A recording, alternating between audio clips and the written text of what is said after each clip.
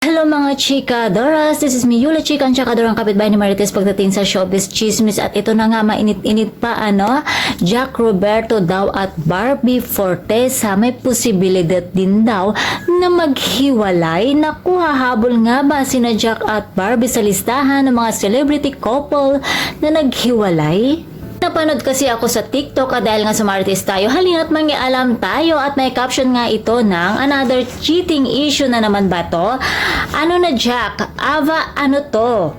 Makikita nga sa video na may group picture kasama dyan si Jack Roberto, ang boyfriend ni Barbie Fortesa, na kung saan may caption ang larawan ng "It's true, ako lang naman ang staff sa hotel niyan." Nagulat ako, bakit iba ang kasama ni Jack? Akala ko friend lang. So nagpunta sa party, nag-inom daw itong si Jack, tapos nilalandi daw ang mga usher and model. Pagkatapos ng party, ayaw pa daw umuwi ni Jack at ni Ava, si Ava Mendez. Then, nag-book daw sila, tapos niyapos-yapos daw ni boy si girl. Ilan pa daw sila na mga kaibigan nilang babae, pero ayaw daw nila magpapigil at gustong-gusto pa daw ni girl ang ginagawa ni boy sa kanya na nilalandi siya. Ganon.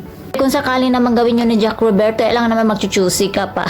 Pero syempre, di ba, may girlfriend siya. So, malaswa nga naman yun. Or, pag totoo, kung sakaling totoo yun, no, malaswa naman tignan na may girlfriend yung tao. So, dapat i-respect po natin, di ba? Respect lang po ang kailangan po natin. So, wag po tayo magpadala sa emosyon. Hindi porket po wala doon yung girlfriend, papayag naman na po tayo magpalandi sa mga boy na may karelasyon na. Source daw nito ay isa sa mga nakasama niya sa inumang to. Maniwala daw kayo o hindi, pwede kayo manghingi ng CCTV sa hotel kasi doon pa lang may nagaganap na. So, ayun. So, hindi pa naman yata nagbibigay ng statement tungkol dito si Jack Roberto. So, hindi naman natin alam kung anong totoo, diba? At kung gusto nyo daw magkaroon ng kopya, hingi daw kayo ng CCTV.